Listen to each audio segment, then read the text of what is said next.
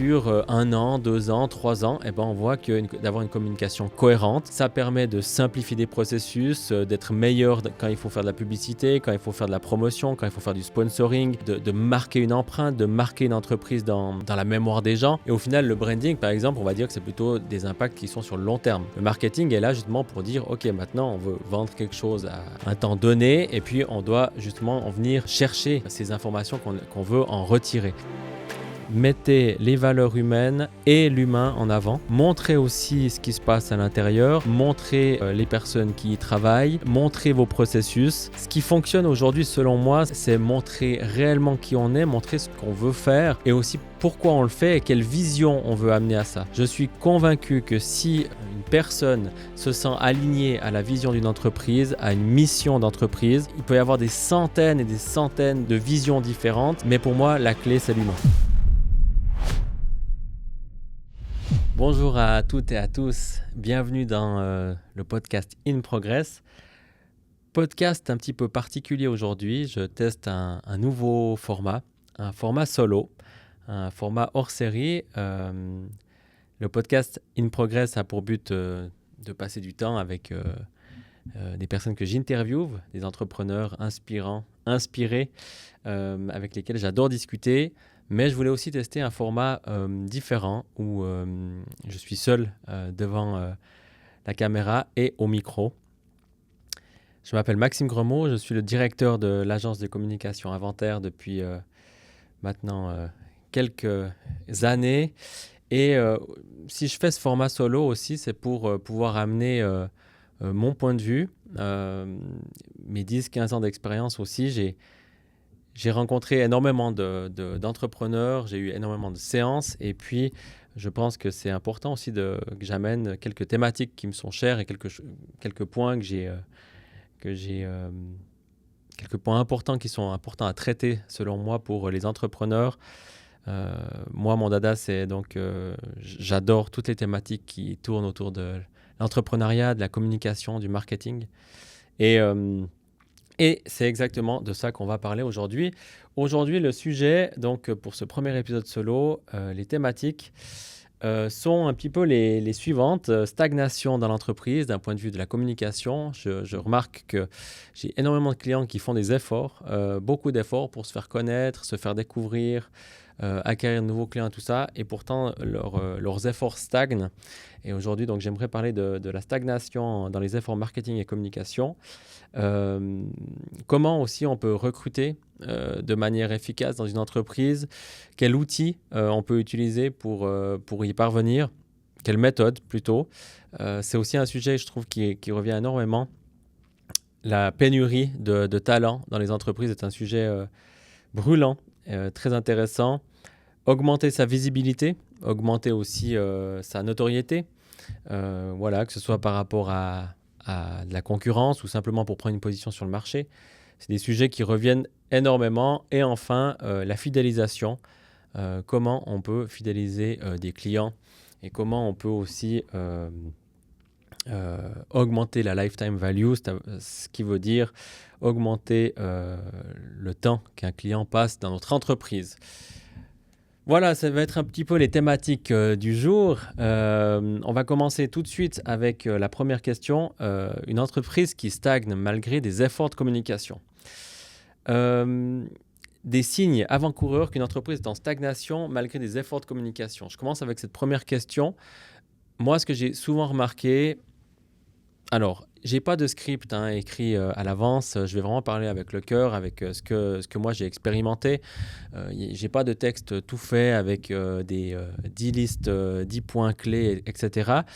Je vais plutôt vous partager mes astuces, ce que j'ai aussi vu et découvert chez plusieurs entreprises et comment on peut résoudre certains problèmes. Les principaux freins, comment diagnostiquer qu'on a un problème de stagnation dans sa communication et son marketing et peut-être aussi le rôle d'un spécialiste en communication et marketing. Ok, on va partir sur ce sujet-là. Dans les entreprises, ce que je vois énormément, ce qu'il faut comprendre et qui n'est jamais évident, c'est que quand on gère une entreprise, on a évidemment 4-5 pôles à gérer qui sont différents. On a évidemment son cœur de métier, ce que moi j'appelle la zone de génie, l'élément pourquoi on est bon, c'est-à-dire ce qu'on vend, qu'on soit dans le service, dans le produit, dans l'accompagnement, etc. Et on a tous les départements qui tournent autour. Admin, RH et justement marketing et communication. Souvent, le marketing et communication est géré de manière un petit peu, comment je pourrais dire ça, branlante. Je m'explique. J'ai vu de mes yeux, autant sur la petite PME, la PME moyenne ou même dans les groupes, des manières de gérer la communication et le marketing qui, au final, étaient plutôt une manière de le gérer dans la réaction que dans la stratégie et dans l'action logique et planifiée.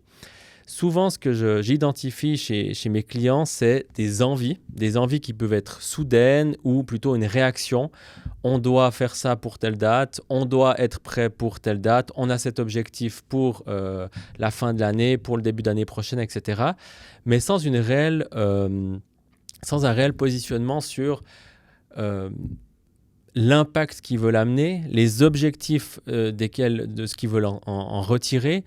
Et je pense que c'est quelque chose qui est hyper important à comprendre aujourd'hui, c'est que sans identifier à l'avance des objectifs qui sont clairs, qui sont définis, et en ne sachant pas où on veut précisément aller et qu'est-ce qu'on veut identifier, qu'est-ce qu'on veut vérifier, qu'est-ce qu'on veut contrôler, ça ne sert pas à grand-chose d'attendre des résultats d'une communication ou de son marketing. La communication, le marketing, le branding auront toujours un impact.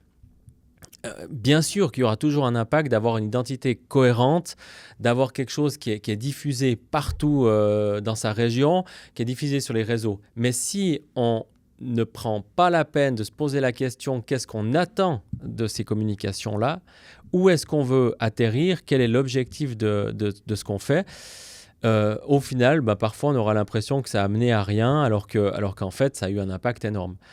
Nous, on a accompagné des clients à rebrander par exemple leur marque complète. Il n'y avait pas forcément d'objectif de fond, on était plutôt dans un anniversaire ou un jubilé et puis on rebrandait la marque. Évidemment, l'impact, il n'est pas direct. Mais sur 1 an, 2 ans, 3 ans, on voit que d'avoir une communication cohérente, ça permet de simplifier des processus, d'être meilleur quand il faut faire de la publicité, quand il faut faire de la promotion, quand il faut faire du sponsoring. On connaît les formats, on connaît les fichiers, etc. Ça permet aussi de marquer une empreinte, de marquer une entreprise dans la mémoire des gens. Et au final, le branding, par exemple, on va dire que c'est plutôt des impacts qui sont sur le long terme. Le marketing est là justement pour dire, OK, maintenant, on veut vendre quelque chose à une période, un temps donné, et puis on doit justement en venir chercher ces informations qu'on veut en retirer. J'essaye de vulgariser un petit peu le sujet, mais en fait, souvent, ce que je remarque chez mes amis entrepreneurs, c'est un peu des fois soit l'envie un peu de l'objet brillant et puis de sauter sur une occasion et de vite faire quelque chose, ou un peu de réagir à quelque chose. Des fois, on va sous-traiter la communication à l'interne, des fois, on va essayer de le faire nous-mêmes, des fois, on va le donner à une agence, mais on n'a pas vraiment envie de s'intégrer. Si aujourd'hui, vous voulez vraiment avoir un impact cohérent, un impact maîtrisable, un impact qui est calculable, je pense réellement que vous devez vous intégrer dans les démarches de votre communication et votre marketing. Vous devez discuter avec quelqu'un de quels sont les objectifs clés que vous visez. Ça peut être tout type, hein. Ça peut être augmenter des ventes, générer des leads, un nombre de postulations clés. Il peut y avoir 1000 et un objectif, et surtout mettre en place des stratégies. Je sais que ce mot peut faire un peu peur, etc. Mais au final, mettre en place une stratégie, c'est simple. C'est même pas si compliqué. On peut prendre plein d'images pour expliquer une stratégie. Nous, ce qu'on fait chez Inventaire avec nos clients, par exemple, c'est que pourquoi on offre toujours des sessions stratégiques, c'est d'identifier ce que les entreprises ont besoin en termes de communication et de marketing. Ça, vous pouvez aussi le faire à l'interne, vous pouvez le faire vous-même. C'est vous poser 1 heure ou 2, identifier à l'année, identifier en tout cas à 6 mois ou à 1 année, quels sont les principaux objectifs. De là, c'est comme être sur une piste de ski. Et en fait, on va descendre mètre par mètre et on va planter des piquets et on va dire, OK, ben voilà, en janvier, on a cette action, en février, on a cette action. Ça peut être des actions qui n'ont aucun but, qui ont, dans le sens juste un but, on va dire, de faire une promotion simple, sans attente réelle. Ça peut être juste une présence sur vos réseaux sociaux. Ça peut être une campagne très ciblée avec des objectifs très clairs et très précis. Ça peut être une campagne à l'interne, à l'externe, une campagne de remerciement pour vos clients, 1001 choses. Le fait de calibrer votre communication, le fait de voir où est-ce que vous allez, va réellement vous permettre de maîtriser les coûts déjà et maîtriser aussi votre stratégie. Maîtriser une stratégie, c'est-à-dire, OK, qu'est-ce qu'on a besoin et où est-ce qu'on va? Voilà, donc généralement pour moi, ce qui fait stagner une entreprise dans ses démarches de communication, quand on a l'impression d'injecter de l'argent, de faire beaucoup mais d'avoir peu de résultats, au final, la plupart du temps, c'est que, on n'a pas défini quels étaient les résultats attendus, et deux, on ne va pas chercher à contrôler ces résultats. Et pour moi, c'est une erreur, même si évidemment dans certains types de communication, il est parfois compliqué d'analyser les résultats. Qui dit résultats dit souvent avoir des données, avoir des datas, avoir des chiffres. Mais par contre, on peut assez facilement aujourd'hui identifier si une action a fonctionné comme on le souhaitait ou non. Et voilà, donc ce serait mon conseil du jour. Préparez le terrain. Préparez le terrain avant toute action. Connaissez quelles sont vos attentes par rapport à ce que vous faites et je dirais évidemment faites-vous accompagner de professionnels si vous pouvez le faire. Pour la petite histoire, chez Inventaire, on se bagarre depuis des années pour vraiment redéfinir ce qu'est une agence 360. C'est vraiment pas évident d'avoir à l'interne 4 secteurs complètement différents avec des processus complètement différents qui travaillent sous le même toit. Aujourd'hui, on arrive à le faire et c'est merveilleux. Mais en fait, on s'est rendu compte que justement, pour avoir de la cohérence dans la communication, pour avoir justement de l'impact, l'impact, il est évidemment dans le branding qui va se retrouver sur un site web, qui va se retrouver en animation, dans une vidéo, dans une patinoire, sur du motion design, sur les écrans, qui va se retrouver dans un imprimé sur un concours. Ensuite, ça passe sur les réseaux sociaux, etc., etc. On doit maîtriser la chaîne de production. On doit maîtriser la chaîne animée, print, digital, web, etc. de A à Z. Et trop souvent, encore aujourd'hui, je vois, et des fois, je trouve personnellement compliqué à gérer ce type de communication. Et voilà, on a une campagne qui est gérée chez un partenaire, une autre à l'externe, une autre à l'interne. Le site web est géré par quelqu'un d'autre. Et puis au final, quand on regarde l'ensemble de l'entreprise, on se rend compte que la cohérence n'est pas toujours là. Et ça, c'est vrai que c'est dommage parce que la cohérence, c'est quand même une des clés fondamentales pour avoir un branding qui soit impactant sur le long terme et qui reste dans les esprits. Voilà, donc comment diagnostiquer si vous avez ce problème-là? Je pense que peut-être soit vous en êtes déjà conscient, soit peut-être posez-vous juste la question, est-ce que vous connaissez aujourd'hui les objectifs de communication et de marketing de votre boîte? Est-ce que vous trouvez que votre branding est cohérent sur tous les supports, autant sur votre site web, sur vos imprimés, sur vos réseaux sociaux? Et si vous décelez qu'il y a des failles, c'est que potentiellement vous avez un petit souci de stratégie et ça nécessiterait une discussion toute simple pour redéfinir, remettre les piquets sur la piste pour faire un slalom en toute tranquillité de la manière la plus simple possible. Voilà, on va passer déjà au deuxième sujet qui nous intéresse aujourd'hui. Deuxième question qui est importante pour moi, énormément d'entreprises ont de la difficulté à attirer des talents. Attirer des talents dans leur entreprise, dans des métiers, moi ce que je remarque souvent, c'est qu'il y a une surenchère, parfois au niveau des conditions de travail qui sont assez folles pour certains postes. Là, aujourd'hui, moi, je vais attaquer l'axe plutôt d'un point de vue marketing et communication. Je ne vais pas forcément parler de tout ce que vous pouvez offrir ou pas en plus à l'interne ou à l'externe de vos boîtes. Ça dépend dans quel secteur vous êtes et de comment vous gérez ça. Pour moi, l'importance du marketing dans le recrutement, je dirais qu'il y a quand même 2-3 axes que je remarque. C'est qu'aujourd'hui, justement, on est dans une période où l'humain, la relation humaine est centrale.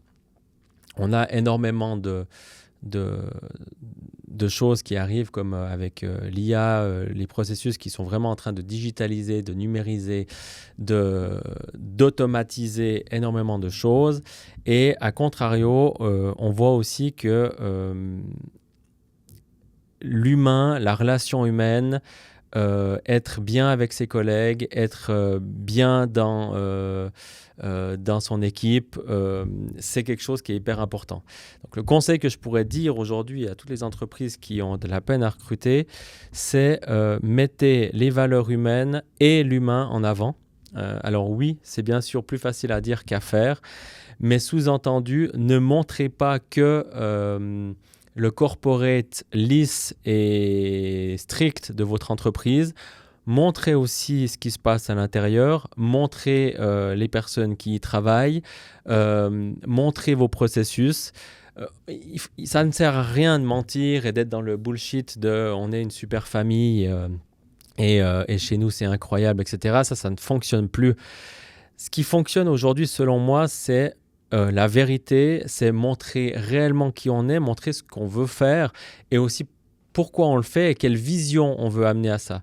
Je suis convaincu que si une personne se sent alignée à la vision d'une entreprise, à une mission d'entreprise, il peut y en avoir des centaines, mais que ce soit des envies de qualité, des envies de bien faire, des envies d'amélioration, il peut y avoir des centaines et des centaines de visions différentes, mais pour moi, la clé, c'est l'humain. Construire une marque employeur attractive, c'est avant tout, avant de montrer le produit final, avant de montrer le résultat de votre entreprise, avant de montrer que vous faites énormément que vous avez énormément de clients et que vous faites beaucoup de chiffre d'affaires, montrez que vos collaborateurs, votre équipe est saine, qu'elle a des valeurs profondes et je pense que c'est une des clés. C'est vraiment une des clés. Les générations changent, évidemment, mais c'est vraiment quelque chose que j'ai remarqué ces dernières années, c'est que on le voit sur les réseaux sociaux, principalement là, on le voit quand on est en session d'accompagnement. L'humain sort toujours gagnant de tout type de communication et ce qu'on appellerait le marketing de vérité ou la communication vérité. Il faut juste le faire vraiment avec le cœur et sans objectifs biaisés, c'est-à-dire tricher devant une caméra ou tricher sur des réseaux sociaux avec des fausses photos prises sur un générateur d'images qui ne correspondraient absolument pas à l'intérieur de votre société. Ça va peut-être marcher une fois, ça va peut-être marcher 2 fois, mais je peux vous garantir que très vite, le bouche à oreille parlera à votre place, que très vite, vous serez, comment dire ça, démasqué si vous utilisez ces méthodes du mauvais côté. Donc, je pense que voilà, ça c'est pour moi le conseil que je donnerais aujourd'hui. Soyez francs, soyez sincères. Et ce que je trouve magnifique, c'est que j'ai rencontré des centaines d'entrepreneurs et vraiment, sur 98% des gens que j'ai rencontrés, il n'y en a pas un qui le fait pour les mauvaises raisons. Il y a toujours des belles valeurs derrière. Ça peut être des valeurs familiales, d'énergie, de motivation, d'envie de bien faire, d'envie de se dépasser. Il peut y avoir 1001 raisons. Et je pense que vous devez trouver quelle est votre essence, quelles sont vos flammes, pourquoi vous vous levez le matin, pourquoi vos collaborateurs vous suivent. Et je pense que si vous trouvez ces clés-là, vous aurez une base solide pour attirer des talents dans votre entreprise. Voilà. je pense qu'on va directement attaquer la dernière thématique de ce podcast intense et court. Votre marque peine à se faire remarquer. Comment aujourd'hui on peut ressortir une entreprise, comment on peut se faire remarquer dans la masse d'entreprises qu'on a chez nous? C'est une bonne question. Comment se différencier? Comment se faire remarquer? Alors là, il y a énormément de choses à faire. Bon, évidemment, je reviens aux objectifs. Il faut clarifier aujourd'hui où est-ce que vous voulez aller, pourquoi vous voulez vous faire remarquer, pour quelles raisons. Souvent, on vient d'en parler, le plus souvent, nos clients, en tout cas, ce que je remarque dans la communication et le marketing, c'est soit des entreprises qui n'ont pas forcément besoin de plus de clientèle, qui ont une clientèle très fidèle et ça marche très bien pour eux, mais qui ont un besoin de notoriété. Dans ce cadre-là, ça dépend à quelle taille est votre marché. Évidemment, aujourd'hui, le mix média, pour moi, je le recommanderais toujours. Tout dépend de votre cible, mais évidemment, aujourd'hui, selon votre région, il y a des choses, on sait, comme le sponsoring, le bouche à oreille, les événements, c'est des choses qui fonctionnent très très bien. Mais on peut aussi avoir son penchant sur les réseaux sociaux avec des stratégies qui sont simples, mais qui permettent justement d'avoir un petit peu une base solide de référence et puis qu'on nous trouve. Évidemment, il peut y avoir tout ce qui est print, tout ce qui est dans la rue, tout ce qui amène de la communication. Vous pouvez brander votre entreprise, vous pouvez brander vos signalétiques. Prenez soin de tout le branding de votre société. Imaginons que vous avez un magnifique branding sur les réseaux sociaux, mais que quand on débarque chez vous, la poignée de porte, elle est de traviole, il n'y a pas d'autocollant sur la porte, et puis on ne sait pas si on rentre chez un coiffeur ou chez un boulanger. Ça ne fonctionne pas. Vous devez toujours, pour moi, réfléchir au chemin client. Et le chemin client, il commence dès le moment où il se lève le matin de son lit jusqu'à que, il rentre dans sa voiture, il va allumer sa radio. Est-ce qu'il vous entend? Il va lire son journal. Est-ce qu'il y a quelque chose qui parle de vous? Il va aller sur les réseaux sociaux juste avant la pause de midi. Est-ce qu'il vous aperçoit? Potentiellement, il va avoir une vidéo, il va voir un post sur LinkedIn, il va tomber sur une interview, sur un podcast, etc., etc., etc. Réfléchir au chemin client, c'est hyper important. Si vous voulez faire vivre à votre client une expérience digitale chouette, il faut que quand il vienne dans votre entreprise, il ait la même sensation. On ne peut pas avoir, une entreprise avec des processus hyper stricts, hyper rigides et avoir une communication hyper folle, hyper dingo sur les réseaux. Encore une fois, la cohérence dans votre communication est primordiale. Et on n'a qu'une seule chance de faire une première bonne impression. Ça, c'est vraiment quelque chose pour moi qui est primordial. Le moment où vous serrez la main à votre client, le moment où vous lui offrez son premier café, l'expérience qu'il vit dans votre boîte, c'est primordial. C'est vraiment hyper important. Et je dirais que comment se faire remarquer sur le long terme, encore une fois, c'est d'être cohérent sur le long terme. J'aime bien dire que la communication est un marathon et ce n'est pas un sprint. Et ça, je trouve que des fois, pas beaucoup de monde le comprend. Je m'explique. Souvent, on me demande, par exemple, de faire des campagnes coup de poing. Je vais les appeler comme ça. On veut faire une action. Il faut lancer une action. C'est sur 30 jours. Il faut tout donner, tout ce qu'on a, etc. On l'a fait. Alors, dans certains cas, évidemment, c'est obligatoire.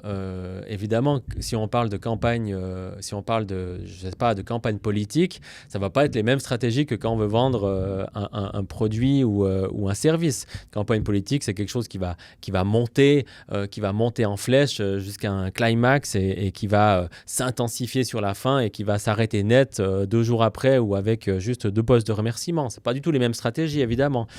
Mais quand j'entends on veut faire des actions fortes et tout ça, et qu'en fait, pendant 30 jours, on communique comme des fous, et que derrière, la marque ne fait plus rien pendant 6 mois, c'est vraiment dramatique, quoi. C'est comment faire bouillir la marmite, et puis derrière, ne rien servir. Donc, vraiment, considérer que la communication est un marathon et pas un sprint, pour moi, c'est c'est vraiment quelque chose qui est hyper important. Vaut mieux créer des bases solides, long terme, vaut mieux être cohérent sur long terme et rajouter des pièces le long du chemin que vouloir tout faire en un coup trop vite et de rien contrôler et au final de tout laisser tomber parce que c'est trop compliqué. Voilà. J'espère avoir un petit peu répondu à ces questions. Je dirais aussi peut-être comment se faire remarquer. Pour finir, je dirais soyez sincère, soyez cohérent dans vos communications. Trouvez les valeurs profondes de votre société, comprenez pourquoi vous faites les choses, montrez évidemment ce que vous faites, mais avant tout montrez pourquoi vous le faites. Comprenez les avantages que vous amenez à vos clients. Pensez toujours à vos clients ou à vos partenaires avant de penser à vous. Positionnez-vous toujours sur qu'est-ce que l'autre peut gagner de mon activité ou de ce que je suis en train de lui proposer. Ne pensez pas à vendre ou ne pensez pas à produire, mais pensez plutôt à donner et à échanger.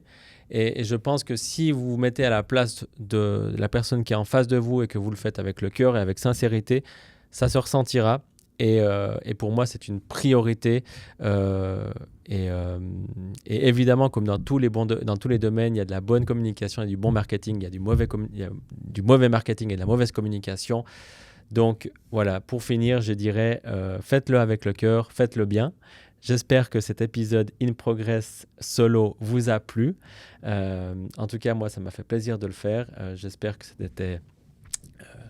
c'était cohérent et que ça vous a amené de la valeur. N'hésitez pas à liker le podcast, ça m'aide beaucoup et ça me motive beaucoup à continuer. Si vous avez des questions, posez-les-moi sur mes réseaux sociaux. J'y répondrai volontiers dans un autre format une prochaine fois. Je vous dis à bientôt. Merci d'avoir écouté. C'était Maxime. Ciao. Merci d'avoir écouté cet épisode d'In Progress. Si tu as apprécié cet échange, n'hésite pas à nous laisser une note ou un commentaire. Cela aide énormément à faire découvrir le podcast à d'autres auditeurs et auditrices. Tu peux également suivre In Progress sur mes réseaux sociaux @MaximeGremaud où je partage encore plus de contenu pour t'inspirer et t'aider dans ton parcours entrepreneurial. Reste motivé, continue de progresser et on se retrouve très bientôt pour un nouvel épisode d'In Progress. À la prochaine, ciao.